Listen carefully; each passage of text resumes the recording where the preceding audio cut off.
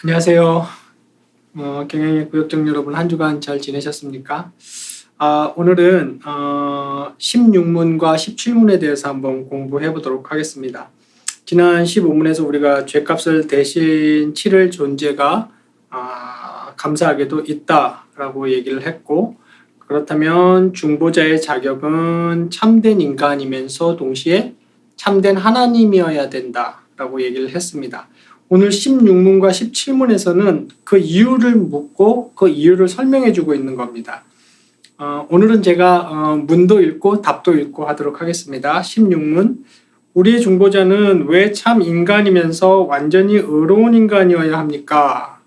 답은 하나님의 공의는 인간과 똑같은 본성을 지닌 존재, 즉 인간이 이 죄값을 치를 것을 요구하기 때문입니다. 또한 죄인인 인간으로서는 또 다른 죄인을 위해 값을 치를 수 없기 때문입니다. 라고 얘기했습니다. 그러니까 이제 여기 16문에서는 중보자의 자격 두 가지죠. 참된 인간이어야 되고 또 완전한 의를 갖춘 인간이어야 된다라고 얘기를 하고 그 이유를 설명해 주고 있는데, 먼저 우리가 알아야 될 게 여기에는 하나님의 공의의 성격이 작용하고 있는 겁니다. 어떻게 작용하고 있느냐? 우리 지난 시간에 확인한 것처럼 인간에 대한 죄값을 치러야 되기 때문에 다른 피조물이 아닌 인간이 그 죄값을 대신 치러야 되고, 그래서 참된 인간이어야 하고, 동시에 죄값을 치르려면은 의로워야 하죠. 그런데 여기서 하나님의 공의가 요구하는 중요한 조건이 있습니다. 비교적 의롭거나 상대적 의롭거나 아니면 다른 사람보다 꽤 의로워서는 안 되고 완전한 의를 가지고 있어야 된다고 했습니다. 그래서 우리의 중보자는 왜 참 인간이어야 하느냐? 인간의 죄값이기 때문에. 그리고 왜 완전히 의로운 인간이어야 하느냐? 하나님의 공의 때문에. 즉 하나님이 요구하시는 죄의 값은 완전한 의, 흠도 없고 점도 없는 완전한 의를 갖춘 사람이 그 죄값을 치르기를 하나님의 공의가 요구하시기 때문이죠. 지난 시간에 우리가 배웠지만 하나님의 이 공의를 만족시킬 수 있는 의를 갖춘 사람은 아무도 없다라고 성경이 동시에 답을 해주고 있습니다. 17문을 제가 또 읽겠습니다. 우리의 중보자는 왜 동시에 참 하나님이셔야만 합니까? 답은 그는 신성의 능력으로 하나님의 진노의 짐을 그의 인성에 짊어지고 또한 우리를 위하여 의와 생명을 획득하여 우리에게 돌려주어야 하기 때문입니다. 라고 했습니다. 여기서 이제 중요한 두 가지 요소가 나옵니다. 하나가 진노의 짐을 짊어져야 된다고 했습니다. 자, 하나님이 죄인된 인간에게 요구하시는 진노의 짐, 다른 말로 하면 죄값이죠. 죄값은 무엇이겠습니까?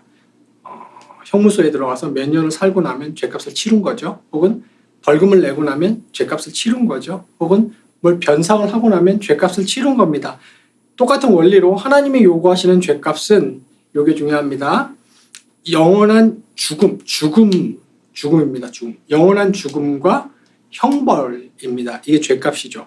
이것을 감당할 수 있는 인간은 없는 거예요. 그러니까 다른 말로 하자면 복음의 핵심 요소인 영원한 죽음을 맛보고 다시 살아나는 겁니다. 부활을 해야 되는 거죠.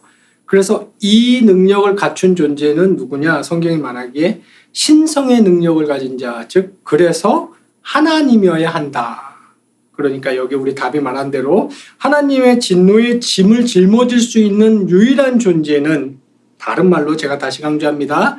죽었다가 죽음의 형벌을 맛보고 다시 새 생명으로 부활할 수 있는 그런 존재는 하나님밖에 없는 겁니다. 그래서 신성의 능력으로 하나님의 그 진노를 그의 인성에 짊어져야 된다라고 했습니다. 그러니까 아까 인성에 짊어져야 되는 이유는 아까 14문에서 방금 확인했죠. 그리고 동시에 또 신성의 능력을 가지고 있어야 된다. 이런 존재가 있습니까? 성경은 얘기합니다. 있다고. 그분이 하나님, 제2위 되시는 성자, 신성의 능력을 가지시고 인성에 짊어질 수 있는 분이고, 또 하나 중요한 요소가 우리를 위해서 의와 생명을 획득하여 우리에게 돌려주어야 된다고 했습니다. 간단히 정리하자면 생명을 획득해야만 깨졌던 인간과 하나님의 관계를 다시 회복시킬 수 있죠. 네. 전 시간에 얘기한 것처럼 인간이 죄인 되었다, 인간이 영적으로 죽었다는 것은 무엇이 결핍되고 부족하다는 것이 아니고 아예 생명이 없다는 겁니다. 그러니까 반응이 없는 거예요. 그러니까 막 물에 빠져서 허우적대면서 저 좀 살려주세요 이런 상태가 아니고 해저 바다 깊숙한 곳에 죽어서 바닥에 가라앉은 상태입니다. 관계 교제를 할 수가 없어요. 그 사람에게 하는 것은 도움을 주거나 힘을 주는 일이 아니라 아예 생명을 다시 부여하는 일입니다. 이 생명을 주어서 하나님과의 관계를 다시 회복시킨, 즉 하나님의 말씀과 하나님의 율법과 하나님의 계명에 반응할 수 있게 만들어줘야 되는 거죠. 그것을 할 수 있어야 되는데 그런 존재도 하나님밖에 없는 거고, 또 의를 획득해 줘야 된다 했습니다. 생명을 새롭게 부여받아서 하나님의 관계가 회복돼서 하나님에 대하여 반응할 수 있는 영적 감각이 생겼다고 한들 완전한 의가 있지 않으면 그 관계가 유지될 수 없습니다. 제가 다시 말씀드립니다만은 이번 하이델베르그 공부를 통해서 여러 번 말씀드렸죠. 완전한 의, 신이 인정하는 완전한 의가 없으면 하나님과의 관계 속에 있을 수가 없는 거죠. 그래서 이 생명과 하나님과의 관계를 회복시켜줄 생명과 완전한 의, 그 관계가 유지될 수 있게 하는 완전한 의를 줄 수 있는 중보자가 누구냐? 신성의 능력을 갖고 인성의 진노를 짊어질 수 있으며 동시에 죽음을 맛보고 부활하여서 생명을 주고 또 자기가 완전한 의를 획득하여서 하나님과의 관계를 유지할 수 있게 해줘야 되는데 그것이 중보자의 자격이라고 했습니다. 이것을 어떻게 하는지는 다음 18문에 다음 주에 설명을 할 겁니다. 어떻게 해서 우리가 완전한 우리는 여전히 죄를 짓는데 어떻게 완전한 의를 가지고 하나님과의 관계를 유지할 수 있는지는 다음 18문에서 살펴보도록 할 것입니다. 마지막 결론에서 한 가지 더 이제 짚고 넘어가고 싶은 사항이 있는데요.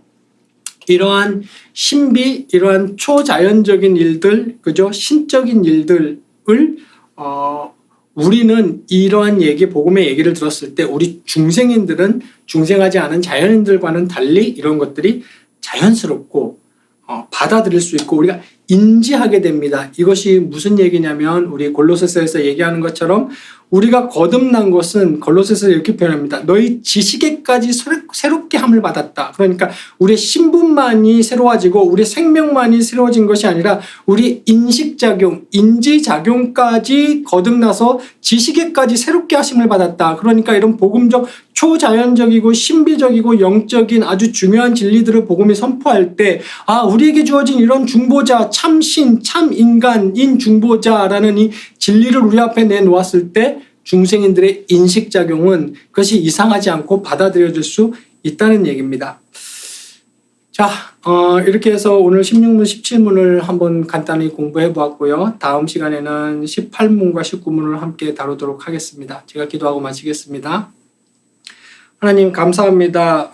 우리를 살리시고 우리를 축복하시고 우리를 하나님의 자녀 삼기 위해서 이 땅에 인간의 몸을 입고 내려오셔서 참 인간이 되어주시고 참 신성을 그대로 유지하셔서 우리를 위해 십자가에 죽으시고 부활로 새 생명을 확증하셔서 당신의 의가 우리의 의가 되며 당신의 부활의 생명이 우리의 생명이 되게 하신 우리의 중보자 예수 그리스도께 감사를 드립니다. 우리 경영의 모든 권속들이 이 중보자의 은혜와 임마누엘로 함께 하심을 누리며 풍성한 은혜 가운데 삶을 살 수 있도록 축복하여 주시옵소서.